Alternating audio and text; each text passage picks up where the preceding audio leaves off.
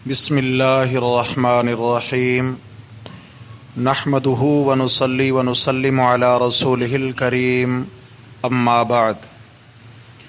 گرامی قدر سامعین، ہم نے 16ویں پارہ کے آغاز سے لے کر 17واں پارہ کے ابتدائی ایک پاؤ تک آج الحمدللہ نماز تراویح میں منزل سنی ہے۔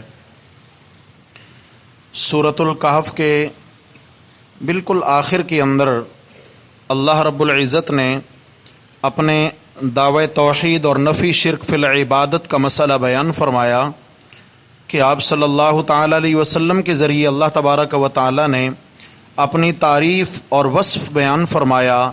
قل لو کان البحر مدادا لکلمات ربی لنفد البحر قبل ان تنفد کلمات ربی ولو جئنا بمثلہ مددا۔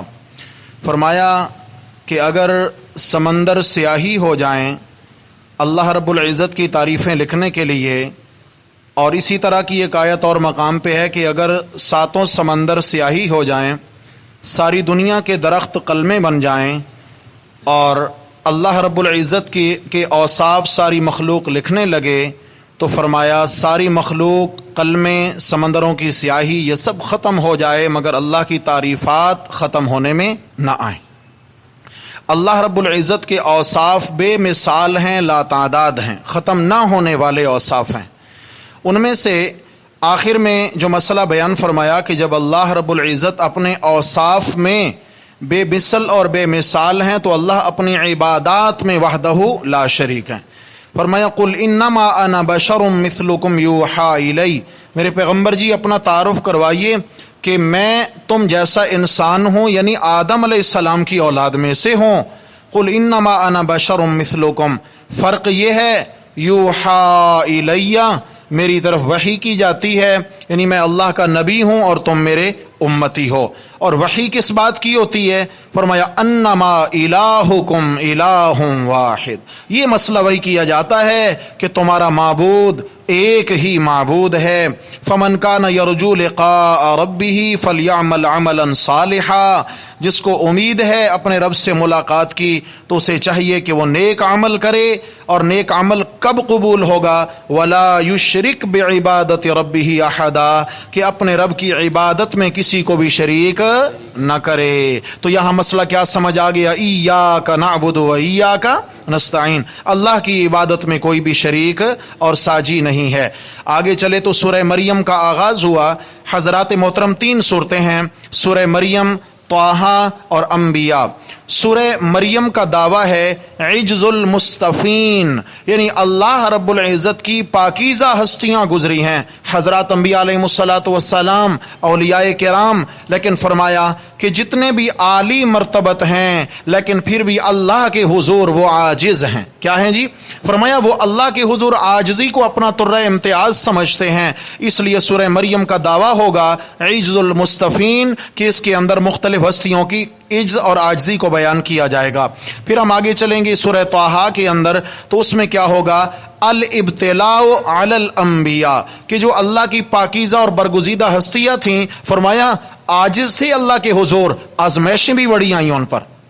تو سورہ طٰہٰ کے اندر آزمائشوں کے سلسلے بیان کیے۔ پھر سورہ انبیاء میں پہنچے تو فرمایا جب یہ آزمائشوں سے کامیاب ہوئے نکل کر، الاکرام، فرمایا پھر انبیاء علیہ السلام اور ان ہستیوں کیا ہوا؟ اکرام الانبیاء بعد الابتلاء، فرمایا آزمائش کے بعد نتیجہ ہوتا ہے، نتیجے میں کامیابی پر انعام ملتا ہے۔ اللہ تبارک و تعالی نے انعامات کیا کیا عطا فرمائے، سورہ انبیاء کے اندر ان ہستیوں کے نام لے لے کر انعامات کا تذکرہ آئے گا انشاءاللہ۔ تو چلتے ہیں سورہ مریم میں۔ سورہ مریم سے پہلے جو سورہ کہف گزری اس میں 4 ہستیوں کا تفصیلاً ذکر گزرا ہے۔ اصحاب کہف، جناب محمد الرسول اللہ صلی اللہ علیہ وسلم کے انشاءاللہ بھول جانے کا مسئلہ اور اس پر 15 روز تک وحی کا بند ہو جانا، پھر حضرت موسیٰ و خضر علیہ السلام کا تفصیلی واقعہ، اور جناب ذوالقرنین کا بادشاہ کا واقعہ۔ تو یہ جو مقدس ہستیاں تھیں، فرمائے ان پر بھی دیکھو کتنے حالات آئے، کتنے حالات آئے، تو ان کی زندگی سے پتہ چلا کہ اللہ کے عاجز بندے تھے، برگزیدہ تھے مگر اللہ کے आजिज बंदे थे। आजजी ही ईमान वाले का फ़ख्र है। तो सूरह मरियम के अंदर सबसे पहला जो तज़किरा हुआ हज़रत ज़करिया अलैहिस्सलातु वस्सलाम का। हज़रत ज़करिया अलैहिस्सलातु वस्सलाम की 120 बरस उम्र हो गई है, लेकिन अल्लाह ने औलाद से नहीं नवाजा। बीवी बांझ भी हैं और बुढ़िया भी हैं, और ख़ुद 120 बरस के हो गए। 120 बरस की उम्र ऐसी है कि कहते हैं रब्बी इन्नी वाहनल अज़्मु मिन्नी वश्तअल रअसु शैबा, मेरे अल्लाह मेरी हड्डियां कमज़ोर हो गईं, मेरे बाल सर के बाल सफ़ेद हो गए, दूर से बुढ़ापा दिखाई देता है, लेकिन मेरा हाल आपके ताल्लुक़ का क्या है। वलम अकुम बिदुआइका रब्बी शक़िया, मेरे मौला मैंने कभी भी तेरा दर छोड़ा, हाँ मैं कभी भी जो है ना आपसे, आपके दर से, यानी आपसे मांग कर मैं बदबख्त नहीं ठहरा। क्या मतलब, आपके दर से मैं खाली झोली लेकर कभी नहीं गया।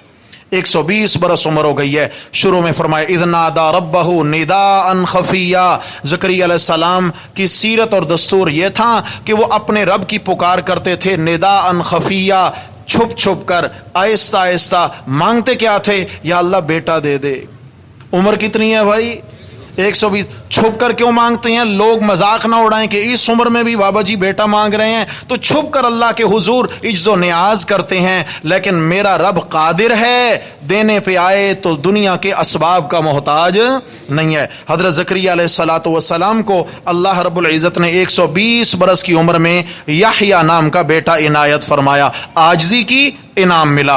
आगे चले तो हज़रत सैयदा मरियम अलैहा सलावतुल्लाह, उनका तफसीली जिक्र है कि जब 15 बरस उम्र हुई और बुलूगत का पहला महीना, नहाने के लिए बंद कमरे में गईं, दरवाजे बंद कर दिए। अचानक देखा कि बंद कमरे में सामने खूबरू नौजवान मौजूद है, तो परेशान हो गईं कि ये कहाँ से, कौन आ गया यहाँ। चूँकि इज्जतदार खातून थीं, परेशान होकर 2 कदम पीछे हटी हैं और फौरन क्या कहती हैं, कालत इन्नी अऊज़ु बिर्रहमानि मिनका इन कुन्त तक़िया, अगर तेरे दिल में अल्लाह का खौफ है तो तेरे शर से मैं रहमान की पनाह मांगती हूँ, अल्लाह मुझे तेरे शर से बचाए। उस मर्द को कहती हैं कि अल्लाह मुझे तेरे शर से बचाए, मैं रहमान की पनाह में आती हूँ।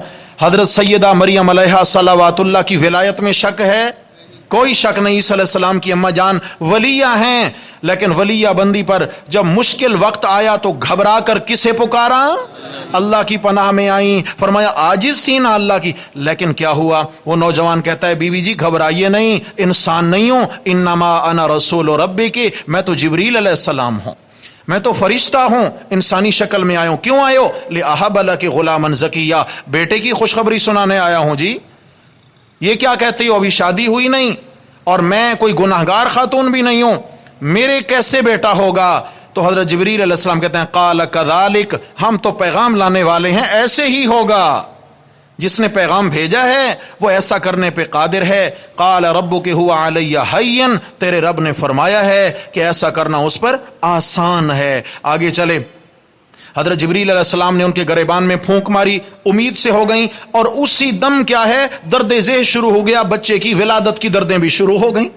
अल्लाह की कुदरती कुदरत है। वहाँ से निकली हैं और घर से बाहर एक मशरकी इलाका और टीला था, वहाँ चली गई हैं। वहाँ कुछ खजूरों के दरख्त थे और एक सूखे तने के साथ टेक लगाकर बैठ गई हैं और परेशान हाल हैं। अब क्या होगा, तो हज़रत जिब्रील अलैहिस्सलातु वस्सलाम नीचे नशेबी एरिया में आए, जो नशेबी इलाका था टीले से नीचे, वहाँ आके आवाज़ लगाई, फनादाहा मिन तहतिहा अल्लाह तहज़नी क़द जअल रब्बुके तहतकी सरिया। बीबी मरियम घबराइए नहीं, अल्लाह रब्बुल इज़्ज़त ने आपके कदमों में ठंडे पानी का चश्मा जारी फरमा दिया है, ज़रा नीचे देखिए, प्यास बुझाइए। वह हुज़्ज़ी इलैकी बिजिज़्इन नखला, और ये जो खुश्क तना खजूर का है इसे हरकत दीजिए तो साक़ित अलैकी रुतबन जनिया, हिलाना आपका काम है और तर खजूरें गिराना रब का काम है। हज़रत बीबी मरियम ने ऐसा ही किया, कुली वशरबी वक़र्री आइना। जिब्रील अमीन कहते हैं खजूर खाइए, पानी पीजिए। खजूर खाई, पानी पिया, अल्लाह ने चांद से हसीन ईसा अलैहिस्सलाम जैसा बेटा इनायत फरमा दिया। हज़रत बीबी मरियम अलैहा सलावतुल्लाह को इशारा मिल गया कि असबाब के मोहताज नहीं है। जैसे देखिए हमने संगलाख ज़मीन से आपके लिए पानी जारी कर दिया, खुश्क तने से ताज़ा खजूरें गिरा दी हैं, ऐसे ही आपको बग़ैर शौहर के बेटा अता फरमा दिया। इसके बाद आपके बेटे को हम कायनात के लिए अपनी कुदरत की दलील बनाने लगे हैं। हज़रत ईसा अलैहिस्सलाम की अम्मा लेके अपने ख़ानदान के पास आई हैं, तफसीली वाक़या है।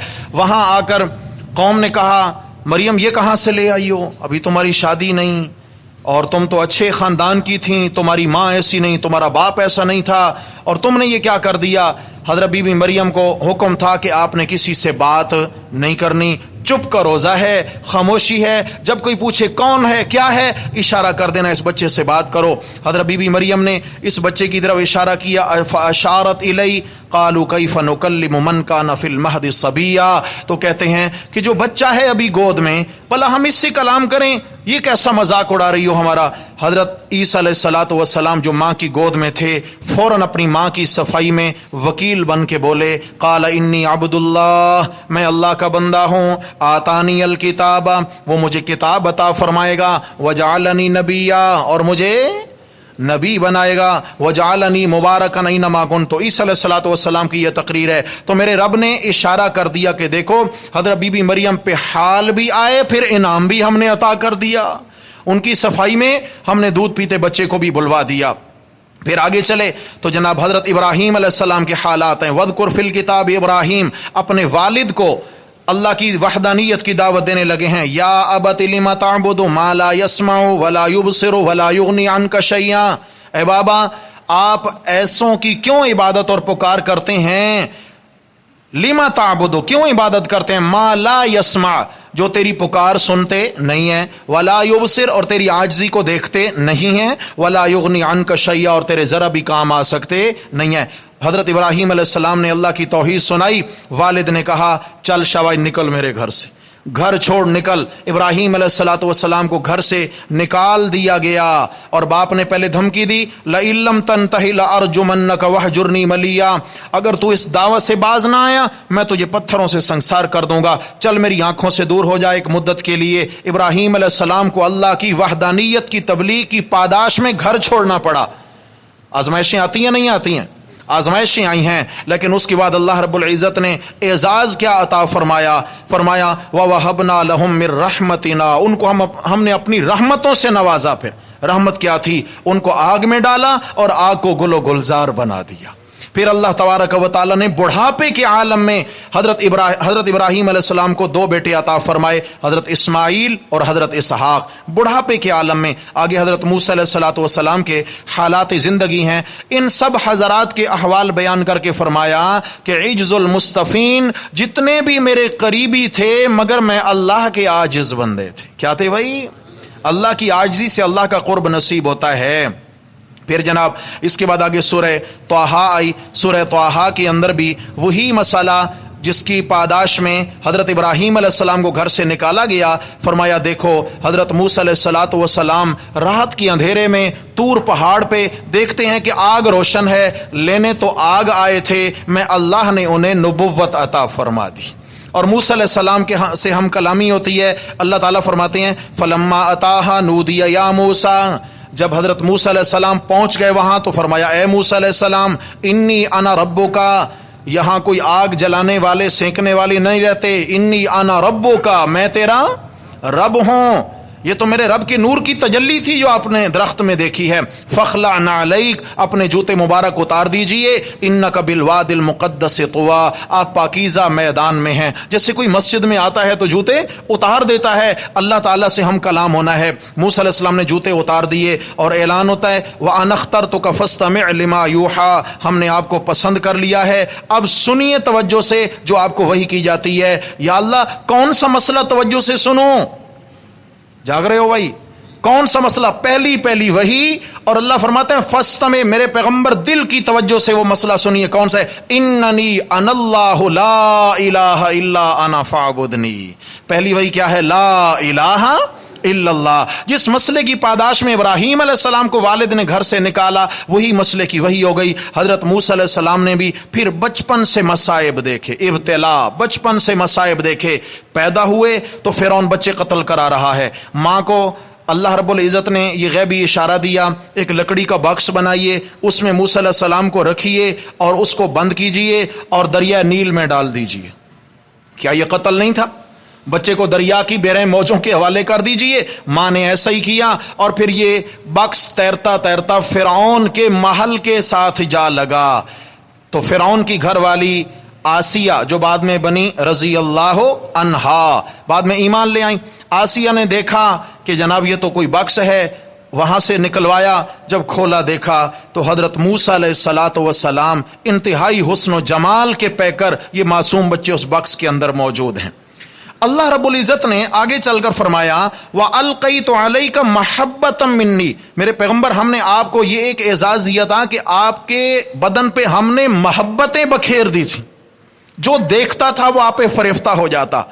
فرعون نے سوچا کہ نہیں، یہ تو میرے دشمن کی جانب سے آ رہا ہے، بنی اسرائیل کا بچہ قتل کریں گے۔ تو آسیہ کہتی ہیں یہ کیا ہو گیا آپ کو، جس سے میں محبت کرتی ہوں کیا آپ اس سے محبت نہیں کرتے؟ سورہ قصص کے اندر بھی تفصیلی یہ واقعہ ہے۔ پھر بہرحال حضرت موسیٰ علیہ السلام کی والدہ نے اپنی بڑی بیٹی سے کہا کہ بیٹی آپ کنارے کنارے چلتی جائیں، غیر محسوس طریقے سے دیکھتی جائیں کہ یہ کیا ہوتا ہے آخر اس کے ساتھ۔ جب وہاں پہ بچے کو دیکھا جا رہا تھا تو جناب اب معصوم بچہ ہے، اس کے لیے تو کسی دایا کا انتظام کرنا پڑے گا جو دودھ پلائے گی، مرضیہ کا انتظام کرو۔ عورتیں بلائی گئیں۔ موسیٰ علیہ الصلاۃ والسلام کے متعلق اللہ فرمائے حرمنا علیہ المراضع، ہم نے موسیٰ علیہ الصلاۃ والسلام پر تمام دودھ والیوں کے دودھ کو حرام کر دیا، یعنی روک دیا، ممنوع قرار دے دیا۔ موسیٰ علیہ الصلاۃ والسلام کو سینے لگاتی ہیں مگر اللہ کے نبی کسی کا دودھ پکڑتے نہیں ہیں۔